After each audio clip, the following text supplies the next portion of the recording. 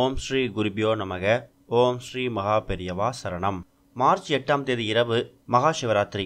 அன்னைக்கு தினம் கண்விழிக்க முடியாதவங்க இந்த ஒரு செயலை செஞ்சாலே போதும், மகா சிவராத்திரி முழுக்க கண்விழிச்ச ஒரு பலனை பெற முடியும்.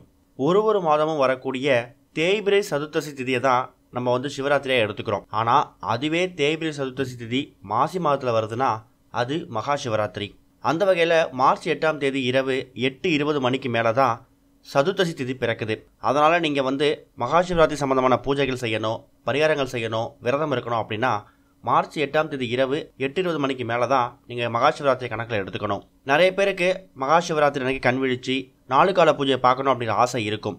ஆனால் ஒரு சில பேருக்கு வயது ஒத்துழைக்காது. மகா சிவராத்திரி அன்னைக்கு கண்விழிச்சு விரதம் இருந்து இறைவனை வணங்கும் போது முழுமையான இறைவன் அருள் கிடைக்கும், நினைச்ச காரியம் நடக்கும் அப்படிங்கிறது நம்பிக்கை.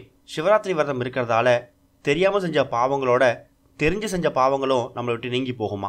யார் வேணாலும் சிவராத்திரி விரதத்தை எடுக்கலாம். மகா சிவராத்திரி அன்னைக்கு இரவெல்லாம் கண்விழிச்சு சிவபெருமானை வழிபடணும். இதனால இறைவனோட அருள் கிடைக்கிறது மட்டும் இல்லாமல் நினைத்த காரியம் நடக்கும் அப்படிங்கிறது ஐதீகம். ஆனால் அப்படிப்பட்ட சிவராத்திரி அன்னைக்கு கண்விழிக்க முடியாதவங்க கவலைப்படவே வேணாம். அவங்களுக்கும் சிவபெருமானோட அருள் முழுமையாக கிடைக்கும். எல்லோருக்கும் உடல்நிலை ஒரே மாதிரி இருக்காது. விரதம் இருக்கவும் கண்விழிக்கவும் ஒத்துழைக்காது. அதனால உடல்நிலை சரியில்லாதவங்க, விரதம் இருக்க முடியாதவங்க கவலைப்பட வேணாம். மகா சிவராத்திரி தினத்துல காலையிலே குளிச்சுட்டு சிவனை நினைச்சு விளக்கேற்றி வச்சுட்டு பூஜையில் உட்காந்துருக்க.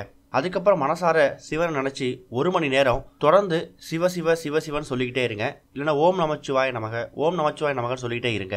எத்தனை முறை மந்திரத்தை உச்சரிக்கிறதோ அப்படிங்கிறத நீங்கள் கணக்கில் எடுக்கவே வேணாம். ஆனால் 1 மணி நேரம் அந்த இடத்த விட்டு எந்திரிக்காம சிவபெருமான் நினச்சி சிவநாமத்தை வாய் விட்டு உச்சரிச்சுக்கிட்டே இருங்க. அப்படி செய்யும்போது சிவராத்திரி அன்னைக்கு முழு விரதம் இருந்த பலன் உங்களுக்கு கிடைக்கும். சிவராத்திரி அன்னைக்கு கண்விழிச்ச ஒரு பலனும் உங்களுக்கு கிடைக்கும். அதே மாதிரி சிவராத்திரி அன்னைக்கு 3ஆம் கால பூஜையில் சிவபெருமான் தரிசனம் செய்கிறது மிக மிக சிறப்பு. அதாவது நள்ளிரவு சரியாக 12 மணிக்கு சிவ ஆலயங்களில் 3ஆம் கால பூஜை நடக்கும். அதில் கலந்துக்கிறது ரொம்ப ரொம்ப நல்லது. அது மட்டும் இல்லாமல் அந்த நேரத்தில் சிவனுக்கு வில்வ இலையை வாங்கி கொடுங்க. அது பெரிய பலன்களை ஏற்படுத்தி கொடுக்கும். நீங்கள் வேண்டக்கூடிய வரத்தை இந்த நேரத்தில் கேட்டால் அது உடனடியாக நிறைவேறும். சிவபெருமான மனசுக்குள்ளிருந்து வரங்களை அளிக்கக்கூடிய ஒரு சக்தி வாய்ந்த நேரம் தான் அந்த 3ஆம் கால பூஜை. இந்த 3ஆம் கால பூஜை நேரத்தில் தான் பார்வதி தேவி சிவபெருமானை வழிபட்டதா பல புராணங்கள் சொல்லுது. முயற்சி பண்ணி பாருங்க, நல்லதே நடக்கும். ஓம் ஸ்ரீ குருபியோ நமக. ஓம் ஸ்ரீ மகா பெரியவா சரணம்.